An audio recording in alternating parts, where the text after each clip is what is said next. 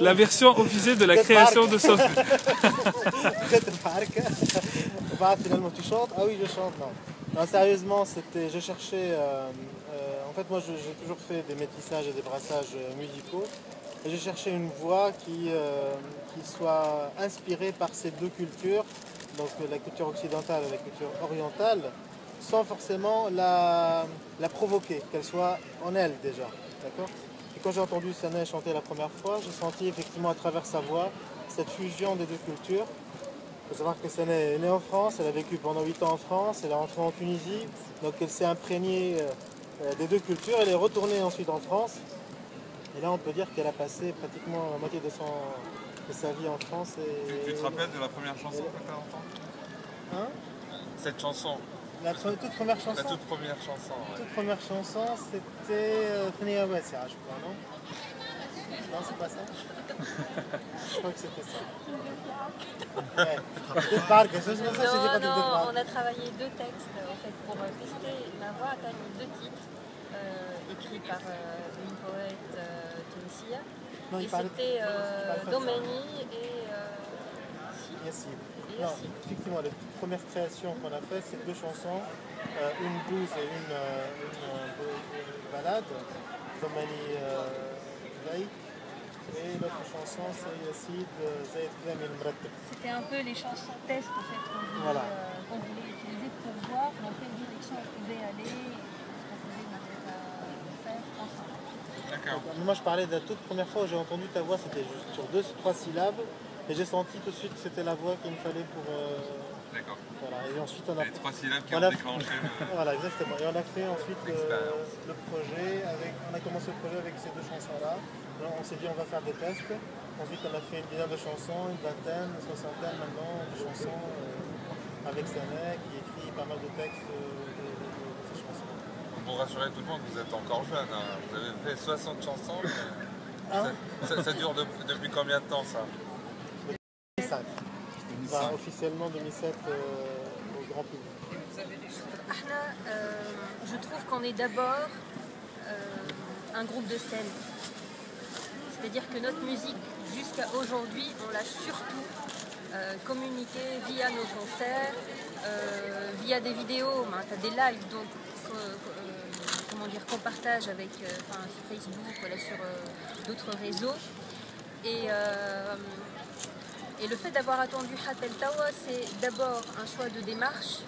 Hatel Samsa a évolué et les arrangements qu'on a proposés, البرشا من غناياتنا مش الكل موجودين في l'album, mais c'était une direction مرة jazz, مرة c'était de la pop pure et dure.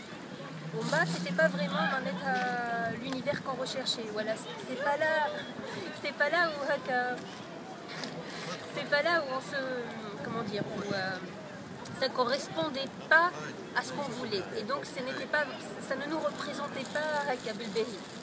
Donc voilà, après, ça a pris du temps, faute de moyens aussi, parce qu'il fallait avoir beaucoup d'argent pour pouvoir produire tout ça.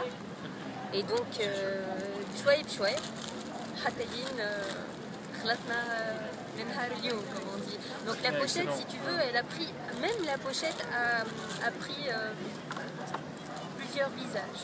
Donc, كل مرة اخترنا فيها une pochette. Elle correspondait, si tu veux, au moment avec, au momentum avec. Et Tawa, voilà, la nouvelle pochette sera vraiment à l'image du concept de Samsa et de cet univers qu'on voulait, mais on était à la fois éclectique, positif, et puis qui nous amènera certainement Fibla Israël. Voilà. Merci. Tout à l'heure, il y a effectivement, tu as un autre rôle en fait. En tant que producteur, tu as un autre habit. Et donc, c'était la production musicale, c'était d'abord, enfin pour moi en tout cas, les règles de l'art, c'est d'abord sortir l'album tel que tu l'as imaginé, avec les concepts que tu veux, etc., avec la formation que tu as imaginée, et essayer de le défendre pendant 1 an, 2 ans, etc. D'accord, c'est en fonction de l'album. La pop c'est 1 an, la world c'est 3 ans, donc après voilà, en fonction du style musical, ça met plus ou moins de temps, enfin la promotion met plus ou moins de temps. et travailler sur une rotation presse, une rotation concert, donc s'entourer d'agents, de managers, s'entourer de gens qui font la musique, c'est leur métier en fait, c'est des gens, donc, nous on a d'autres occupations par ailleurs, donc il faut qu'à un moment donné on passe le bébé à quelqu'un qui le traite comme il se doit et qu'il le diffuse et le fasse connaître. Donc voilà, donc nous on a fait un peu à l'envers. Parce que dans mes précédentes expériences, j'ai d'abord fait des albums. Et ensuite, j'ai diffusé. Faire l'album, ça peut prendre du temps. Donc du coup, tu peux te couper du public. Et là, avec Samsa, comme on est un groupe de scène, on voulait faire un maximum de concerts. Aller défendre notre musique. C'était notre approche, c'était notre démarche. Et c'est vraiment ça qui nous a animés, c'est de vraiment faire énormément de live. On a fait beaucoup de concerts, on a fait dans tous les concerts, en tout cas dans l'humanitaire, dans les festivals, dans les salles de jazz. On a fait plusieurs formats et on a trouvé que c'était pas complètement nul ce qu'on faisait, donc ça nous a encouragés à faire l'album avec le best-of des chansons sur lesquelles soit les gens ont bougé sur scène, sur la piste, soit c'est des gens qui étaient sensibles au titre parce qu'ils l'ont partagé ou l'ont publié. Voilà. D'accord, donc vous avez fait, c'est le public qui a décidé du contenu de l'album, on va dire plus ou moins. Ouais. Absolument, absolument. Le public, quand je partageais les lives et tout ça, j'ai vu quelles étaient les chansons qui étaient, comme tu as dit, Ram Chet'ain, etc. C'était des chansons assez appréciées, donc on l'a mis dans l'album. D'autres titres, les gens nous ont enregistrés, ils l'ont publié suite à un concert qu'on a fait au théâtre municipal Fitoun. Beaucoup de Tunisiens ont découvert notre musique qu'ils ne connaissaient pas. Il y avait pas mal de personnes qui étaient présentes. Et ils ont publié nos chansons avec l'iPhone, de leur téléphone. Donc le son pas forcément bien. Donc on a vu quelles étaient les chansons les plus partagées. Donc Facebook, c'est un outil quand même assez intéressant parce qu'il donne le nombre de personnes qui partagent, qui cliquent, etc. Donc ça nous a permis effectivement de faire un album pour le public en tout cas. J'espère qu'il va être accueilli comme on imagine. Ce n'était pas une action réfléchie, vous ne faites pas la chose pour voir ce que le public aime. Non, quand vous vivez quand même le moment de création normalement, exactement. Et après avec la réaction, à partir de la réaction du public, vous essayez de construire une démarche de production derrière. C'est pas... Voilà, c'est ça. Ça n'oriente pas votre création. La création, elle est indépendante, reste indépendante, elle est souveraine. Donc on fait aucune concession par rapport à ça. D'ailleurs, on se chamaille souvent avec Sané, même entre nous deux, quand on écrit des textes ou j'écris des musiques, etc. Des fois, ça ne correspond pas, etc. Donc, quand ça sort de notre laboratoire de créatifs, donc on est tous les deux contents par rapport à ça et après on le présente. Et après, en fonction de la réaction du public, en tout cas pour cet album-là, ce premier album, on a voulu, comme sur scène, en fait, avec énergique, tout ça. Tellement énergique que ça saturait par moments sur quelques pistes pour Franck, quand il a fait le mix. Et voilà. Moi j'ai deux questions. Quel est votre public cible? Et est-ce que vous êtes dans une démarche en fait où, pour orchestrer votre album, vous avez sollicité un peu le public? Pourquoi ne pas l'avoir sollicité déjà dans le financement de la production de votre CD? Alors on a sollicité le public avec des plateformes type AK Music et tout ça. Et il n'y a pas eu beaucoup de sous. Il y a essentiellement des gens qui nous suivent depuis des années maintenant, qui ont mis des sous, mais ce n'était pas suffisant pour produire. Pour produire un album, quand on fait d'abord la musique, il faut au moins 15 000 €. Ça, c'est le budget minimum pour faire quelque chose de convenable. D'accord ? Après, on compte sur des amis. Il y a Nejar Zalbout qui nous a fait la pochette gratuitement. Il y a des amis qui nous ont fait, comme Franck, aussi plein de choses avec toute la bonne volonté du monde. Et donc c'est grâce à des gens comme ça qu'on arrive, quand on n'est pas producteur, quand on n'est pas dans une major, qu'on arrive à créer, à produire notre disque. Quel est votre public Alors, par rapport à la question public cible, un peu de tout. Donc là, on a publié une chanson récemment. Il y a un type qui a plus de 70 ans qui l'a partagé. Il trouve ça super créatif. Des jeunes aussi. Ce sont tous des Tunisiens. Ah, par rapport à la population, essentiellement des Tunisiens. Oui, parce que justement, en fait, le souci des plateformes collaboratives, c'est que si vous les avez sollicités en France, je suis pas sûre que le public cible soit sur ces plateformes-là. Donc, je ne sais pas si des modèles de plateformes collaboratives existent en Tunisie, et je ne pense pas ni dans le monde arabe. Mais ce sont peut-être des choses à développer justement pour impulser une nouvelle production musicale dans les pays arabes. Alors la production d'albums est divisée en plusieurs étapes. Donc la pré-production, ça permet en fait de voir à quoi se ressemble le son, sans forcément faire intervenir les musiciens. C'est l'aspect créatif, on va dire, du compositeur avec l'arrangeur et tout ça. Et ensuite, il y a la production. Donc là, on fait intervenir les musiciens dans un vrai studio qui permet en fait de donner, si tu veux, le son de l'album. Voilà, petit à petit. Et ensuite, tu as le mixage. C'est une étape où on assemble tout ce qu'on a enregistré pendant Et puis le mastering, qui est une étape de mise en conformité des titres entre eux, qui sonnent avec la même couleur globalement. Et c'est Franck qui m'a fait donc, le mastering d'album de Samsa en l'occurrence. Il peut vous donner quelques détails sur le mastering. Oui, donc le mastering d'un album, c'est non seulement, comme l'a dit Skander, trouver une espèce de couleur, j'ai appelé un peu le vernis, le polissage final d'un disque en termes d'aspect artistique, et puis ensuite un aspect un peu plus technique qui consiste à monter le disque, c'est-à-dire choisir les pauses entre les disques, etc. Et puis indexer les titres et attribuer à chaque titre les codes ISRC qui permettent ensuite de reconnaître un titre non seulement pour les droits, mais aussi pour si un label désire un titre de Samsa pour une compilation, on l'appellera plus par un code, etc. Donc c'est toute cette préparation qui prépare la matrice pour ensuite la duplication du CD et puis aussi la diffusion de la musique. Si tu parles du circuit habituel, c'est-à-dire contacter les festivals pour être programmé dans un festival. Les festivals connaissent Samsa.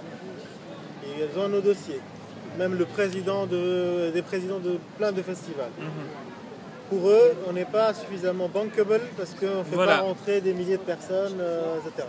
Mais il ne fait pas non plus des formules pour les gens qui ne sont pas extrêmement connus, genre des scènes alternatives, un festival de musique alternative pendant un soir. Ils ne font pas non plus ça. Ils connaissent Samsa, ils connaissent plein d'autres groupes et d'autres musiciens et ils ne le font pas. Donc ça, c'est malheureux. Et ils sont prêts à payer des millions pour des gens qui chantent même en playback sur les festivals, dans les festivals tunisiens. Et pas pour des gens qui font de la création et qui font de la musique tunisienne.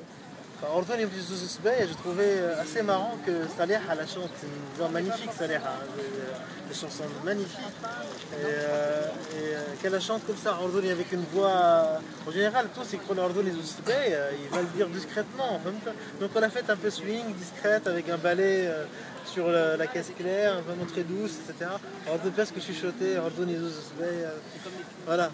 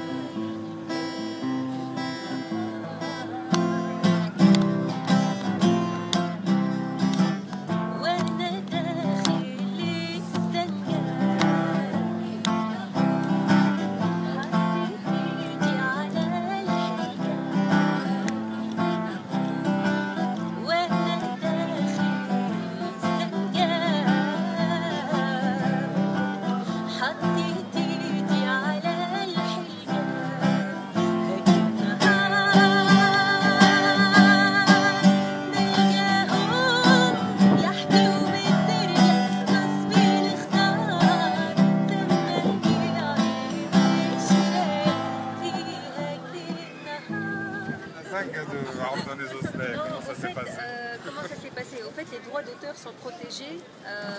Il y a des fins. Ah, Saleh a son... Plus de 70 ans, Ça y est. D'accord. Après la création de chansons, elle fait partie Du Donc patrimoine. là, tu as le droit d'utiliser 70 ans. D'accord. D'accord. Ça je sais tombe pas juste. Et en ce qui concerne les droits de vos chansons, comment vous gérez ça en fait? La SACEM, oui, les Nina d'ailleurs. En France, on dépose à la SACEM. Je vous conseille de vous faire Ah, connaître ah. comme ça. Anna, à côté. Tu posais la question La par SACEM, rapport c'est la aux société droits. des auteurs-compositeurs, éditeurs de musique. Et si tu veux, c'est la société qui protège les droits d'auteur des artistes. Donc une fois une œuvre principalement, on peut la déposer. Et les droits de la SACEM, on commence à pouvoir les percevoir une fois que une œuvre dont tu es auteur ou compositeur ou les deux, qui a été diffusée, voilà, qui paraît sur un support. Ok? Donc à partir de là, toi, tu as un dossier ou toi, les membres de cette société-là, on va à chaque fois que il faut passer par la SACEM, l'enregistrer, vous mettez sous un code. Et le système de la SACEM, c'est qu'elle est en relation avec tous les médias audiovisuels. Et donc à chaque fois que... Mais ça, c'est exclusivement en France, C'est où les gens qui sont en accord avec la SACEM ailleurs en Europe. Pas qu'en France, voilà. Voilà, Et en tous Europe les ou aux pays États-Unis, qui ouais. ont signé la charte. Au Canada, Amérique du Voilà, Nord. à part Tunis, Tunis, évidemment Tunis. Voilà, Bien et le sûr. CAM à Tunis. Voilà, Et hein. qui n'a pas signé cette convention, mais nouvellement, apparemment, après la Révolution, il y a une société d'armes et qui protège les droits d'auteur. Équivalent de la SACEM en fait.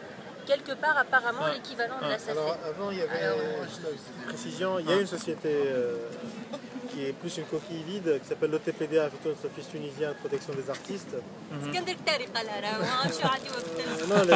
tu peux. Parce que justement, j'avais écrit au président de l'époque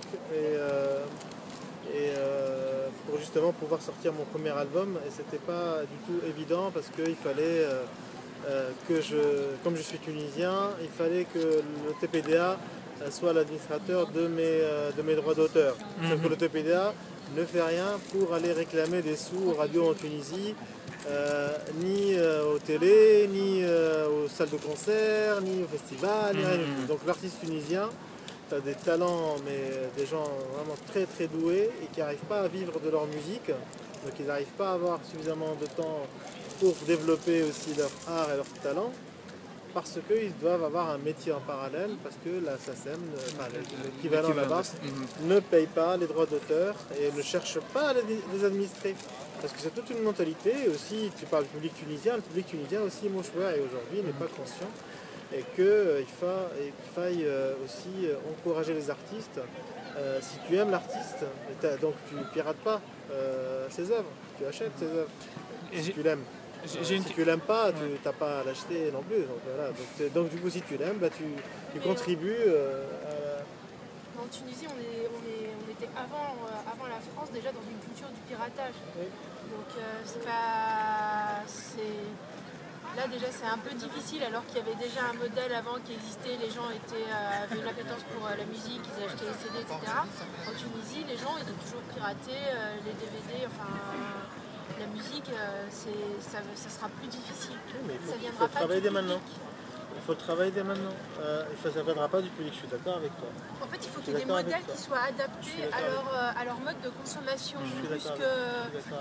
plus que calquons en fait un modèle qui existait aujourd'hui qui est en crise en France, mais adaptons-nous en fait à comment les gens consomment la musique en Tunisie ou l'audiovisuel ou les films, etc. et développons Très adapté. Ouais. Je suis d'accord avec toi, mais ça c'est aussi important aussi que le Tunisien s'éveille aussi. Alors je ne sais pas à travers quoi, j'ai pas la solution. C'est pas les sanctions non plus, mais il faut que ça bouge aussi au niveau de la conscience populaire. C'est comme les gens qui jettent dans la rue.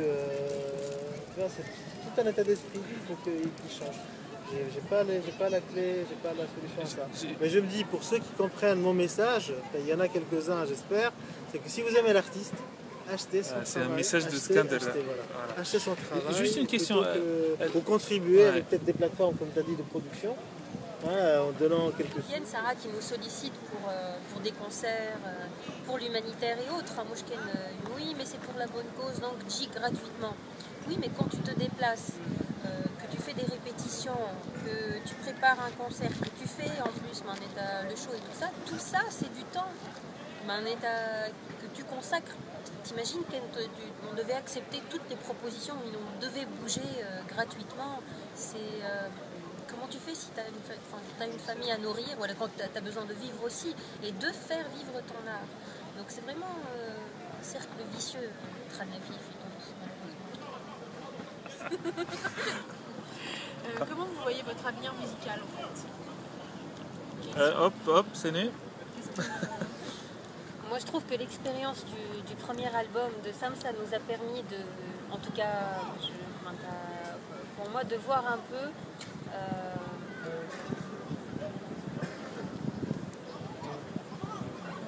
disons les trajectoires qu'on devrait éviter. Et à partir de là, je me dis que pour les prochains albums, on va, comment dire, on va pas se prendre la tête.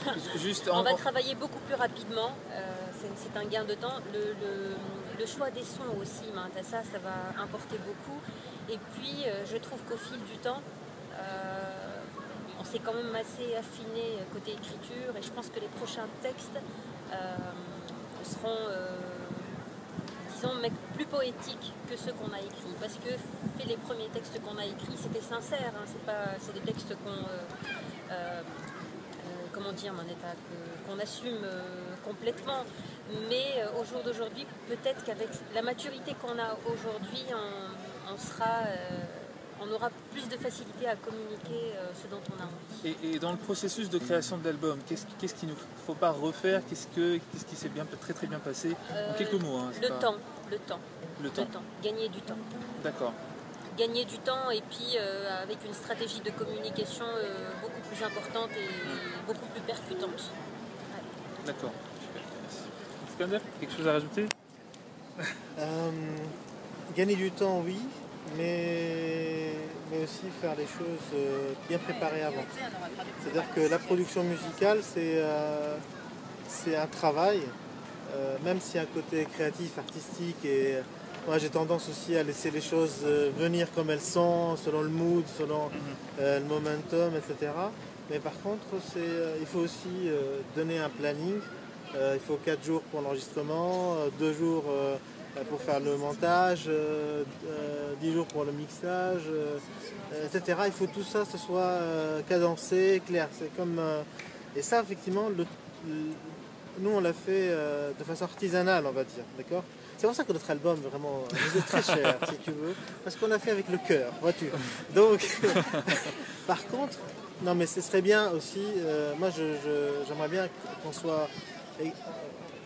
que ce travail-là de scheduling, très technique, très pointu, etc., soit fait par des professionnels de ce métier, des labels en l'occurrence, et qui nous fassent ce travail-là.